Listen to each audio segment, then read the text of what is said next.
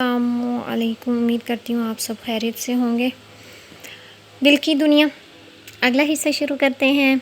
اگر آپ کو میری کہانی پسند آئی ہے تو اس کو مزید سننے کے لیے شیئر کریں، لائک کریں اور سبسکرائب کریں۔ اچھا جی، کہانی کچھ یوں شروع ہوتی ہے۔ شاذر، مجھے زارا نے بھی سب کچھ بتا دیا تھا، وہی جو تم کہہ رہے ہو، مگر میرا دل اس بات کی گواہی دیتا ہے کہ یہ سب جھوٹ ہے۔ آج مجھے پتہ چلا کہ دل کی گواہی بھی جھوٹی ہو سکتی ہے۔ مجھے تمہاری دعا کی ضرورت ہے، نہ معذرت کی۔ نہ ہی میرا دل تمہارے لیے دعا کر رہا ہے اور نہ ہی ہم میں سے کوئی اب تمہیں ڈسٹرب کرنے آئے گا۔ لیکن تم جیسے لوگ ہوتے ہیں جن کی وجہ سے محبت جیسے پاکیزہ اور آفاقی جذبے پر لوگوں کا اعتبار اٹھ جاتا ہے۔ تم واقعی میری جیسی لڑکی اور اس کی محبت ڈیزرو ہی نہیں کرتے تھے، لیکن میں تمہیں کوئی بد دعا نہیں دوں گی۔ میری ایک ہی بد دعا ہوگی تمہارے لیے کہ ایک دفعہ، صرف ایک دفعہ، تمہیں بھی ویسا ہی انتظار، بے چینی اور مسترد کیے جانے کی تکلیف سے گزرنا پڑے جیسے مجھے گزرنا پڑا تھا۔ کہہ کر وہ رکی نہیں تھی، تیز قدموں سے چلتی ہوئی واپس آ گئی تھی۔ رکشے میں بیٹھ کر اس کے نہ جانے کب سے رکے ہوئے آنسو رواں ہو چکے تھے۔ ہال کی بکنگ کے حوالے سے مطمئن ہو کر نکلا تھا جب اسے وحید کی کال موصول ہوئی تھی کہ ایک جگہ رقم کی فوری ادائیگی کرنی تھی۔ اسے کرنے کی تائید کرتے ہوئے کہا تھا، لازمی طور پر یہ کام سر انجام دے کہ اس کا ایک دوست ایمرجنسی میں تھا۔ وہ خود اپنے دوست کے ساتھ تھا۔ وحید اس کا کزن اور بہترین دوست تھا۔ ایسے کئی مواقع پر وہ ایک دوسرے کے کام آ جایا کرتے تھے۔ رقم ادا کرنے کے بعد اس نے فون کر کے وحید کی تسلی کرا دی تھی اور رسمی طور پر اس نے دوست کا حال چال پوچھا تھا۔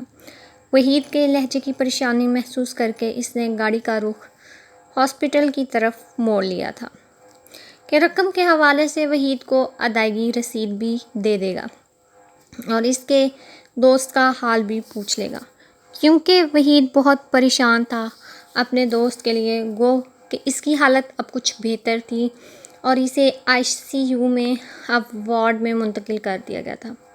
بس یار، قدرت ایسے کسی امتحان میں نہ ڈالے کسی کو۔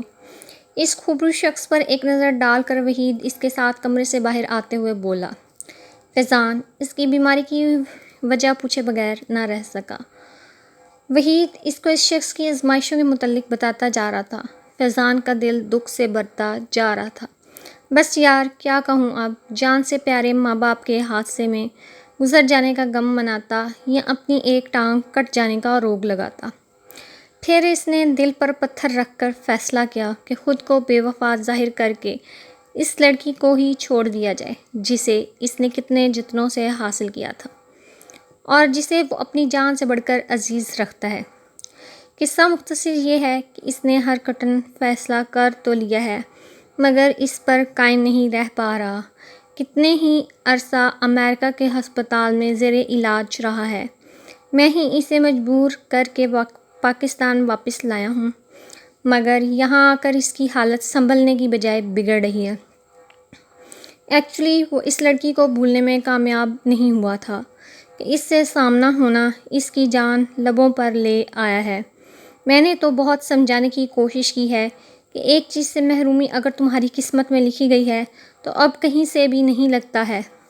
ٹانگ سے محروم ہو، سچ بتا دو اس لڑکی کو، اور اس کی محبت سچی ہوئی تو وہ تمہیں قبول کر لے گی، مگر وہ اس پر بھی آمادہ نہیں ہے۔ ڈاکٹرز کہتے ہیں روز روز کا ذہنی دباؤ اس کے لیے بہت خطرناک ہے۔ وہ کہتا ہے کہ اب جب لڑکی کو اس سے بہتر شخص مل گیا ہے تو وہ اس کی زندگی میں زہر نہیں گھول سکتا۔ ایک معذور آدمی کو اس پر عمر بھر کے لیے مسلط کر کے۔ نام کیا ہے تمہارے دوست کا؟ شاذر کے منہ سے سرسراتے ہوئے نکلا تھا اور وحید کا جواب سنتے ہی وہ ساکت رہ گیا تھا۔ اسٹیج پر دلہا دلہن بنے بیٹھے ان دو افراد کی جوڑی بلا شبہ دنیا کی خوبصورت جوڑیوں میں سے ایک تھی۔ ان کے دل میں موجود ایک دوسرے کی محبت کی روشنی کی چمک کو ہال میں بیٹھا ہر فرد محسوس کر سکتا تھا۔ وہ سب سے زیادہ وہ شخص جس نے ان دونوں کو ملانے میں اپنا سب کچھ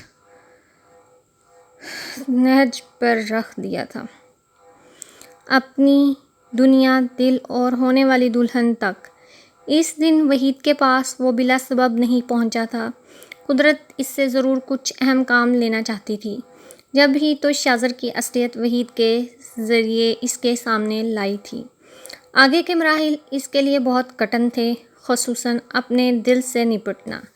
اس وقت اس نے دل کو سب سے آخری ترجیح پر رکھتے ہوئے اس کا واویلا نظر انداز کیا اور شامین کو وہ سب کچھ بتایا تھا جب اگلے دن ان کی مایوں تھی۔ شاذر پر گزری قیامتیں سن کر وہ بھاگ کر اس کے ساتھ ہسپتال آئی تھی، جہاں شاذر ہوش میں تھا۔ وہ اس کے ہاتھوں پر پیشانی لگا کر پہلے تو اس کے نقصانات پر خوب روئی تھی اور پھر خوب برا بھلا کہا تھا اسے۔ اتنا مادیت پرست سمجھا تم نے مجھے کہ جیسے میں تمہاری دولت دیکھ کر ہی تمہاری دنیا میں آئی تھی۔ ایک دفعہ تو اپنا دکھ مجھ سے بیان کرتے شاذر، تمہاری شامین اگلے پل تمہارے پاس ہوتی، مگر تم نے تو مجھے پل میں پرایا کر دیا تھا۔ ارے محبت کرنے والے صرف سکھ کے ساتھی تھوڑی ہوتے ہیں، ان کی محبت کی آزمائش تو دکھ کے دنوں میں ہوتی ہے۔ اکیلے ہی سارے دکھ برداشت کرتے رہے، تمہاری ایک ٹانگ ہی ضائع ہوئی ہے نا، اللہ نے تمہیں سلامت تو رکھا نا، اس نے سسک سسک کر کہا تھا۔ اسی آزمائش میں تو نہیں ڈالنا تھا مجھے تمہیں، عمر بھر تمہاری لبوں پر مسکراہٹ سجانے کا وعدہ کیا تھا تم سے، ان آنکھوں میں آنسو کیسے بھر دیتا وہ کراہا۔ دیوار سے ٹیک لگائے فیضان کی آنکھیں بے ساختہ بھر آئی تھیں ان کے گلے شکوے سن کر۔ میرا دل ٹھیک گواہی دیتا تھا کہ شاذر ایسا نہیں ہے، وہ بالکل ایسا نہیں ہے، اس لیے تو گزرے ان پلوں میں ایک لمحے کو بھی تم سے بدگمان نہ ہو سکی تھی شاذر۔ بس اب جلدی سے ٹھیک ہو جاؤ، میں تمہیں ایسے دیکھ کر برداشت نہیں کر پا رہی ہوں، میرا دل پھٹ رہا ہے شاذر۔ وہ پھوٹ پھوٹ کر رو پڑی تھی۔ شاذر نے بے بسی سے اسے روتا دیکھا تھا۔ رو مت شامین، مجھے تکلیف ہو رہی ہے، اور وہ دیکھو فیضان بھی پریشان ہو رہا ہے۔ دور کھڑے فیضان کو دیکھ کر شاذر نے کہا، بالکل شامین میڈم، کل کے فنکشن میں بھلا کیا روپ آئے گا، آج ایسے روگی تو وہ کیا کہتے ہیں، بڑی بوڑھیاں پھٹکار برسے گی منہ پر۔ اس کی بات نے جہاں شامین کو ایک دم ساکت کر دیا تھا، وہاں شاذر کا چہرہ بھی پل بھر کو پھیکا پڑ گیا تھا۔ وہ اس کو دیکھ کر سب بلا بیٹھا تھا کہ یہ بھی اس کی شادی طے ہو چکی تھی۔ فیضان اب چلتا ہوا ان دونوں کے قریب آن رکا تھا، اور جناب آپ بھی بستر کی جان چھوڑ دیں، دلہن پھٹکار برستے چہرے والی اور دولہا مریض شکل والا، تو یہ کمبینیشن کو جچ نہیں رہا کا کیا مطلب فیضان صاحب؟ شاذر نے ہونک سا ہو کر پوچھا۔ وہ یہ کہ میں دو لورز کو الگ کر کے ساری زندگی دو خوبصورت لوگوں کی بددعائیں مول نہیں لے سکتا، بلکہ ان کے دلوں میں ایک خوبصورت یاد بن کر رہنا چاہتا ہوں۔ میں ڈاکٹر سے مل کر تمہاری ہسپتال سے چھٹی کی بات کرتا ہوں، تم دونوں جب تک کل کے فنکشن کو تھوڑا سا ڈسکس کر لو، مجھے یقین ہے مسٹر مریض کی طبیعت میں جو کمی بیشی ہے وہ اس میٹنگ کے بعد بالکل ٹھیک نظر آئے گی۔ ابھی جب ڈاکٹر اس کو میرے ساتھ چیک کرنے آئے گا، فیضان نے مسکرا کر کہا۔ مگر فیضان، شاذر نے کچھ کہنا چاہا۔ بس چپ، اور کچھ نہیں کہو گے تم، جلدی سے ٹھیک ہو جاؤ، ایک خوبصورت خوشیوں بھری زندگی تمہاری منتظر ہے، بہت دکھ دیکھ لیے تم دونوں نے، اب اور نہیں، کہہ کر فیضان رکا نہیں تھا، کمرے سے باہر نکل گیا تھا، اور ہوا بھی، اور سب ٹھیک ہوتے شاذر کی طبیعت میں حیرت انگیز تبدیلی آئی تھی۔ سامنے گفٹس اٹھائے فیضان کو آتا دیکھ کر دولہا دلہن دونوں ہی اس کے لیے استقبال کے لیے اٹھ چکے تھے۔ شاذر سے پرجوش مصافحہ کرنے کے بعد ایک بھرپور اور آخری نظر زاد راہ کے طور پر اس نے دلہن بنی شامین پر ڈالی تھی تاکہ آگے سفر آسانی سے گزر سکے۔ ڈھیروں دعاؤں کے ساتھ ان کو گفٹس پکڑاتے وہ بہت ضروری کام کا بہانہ کر کے نکل آیا تھا۔ سامنے بیٹھی زارا نے نم آنکھوں سے فیضان کو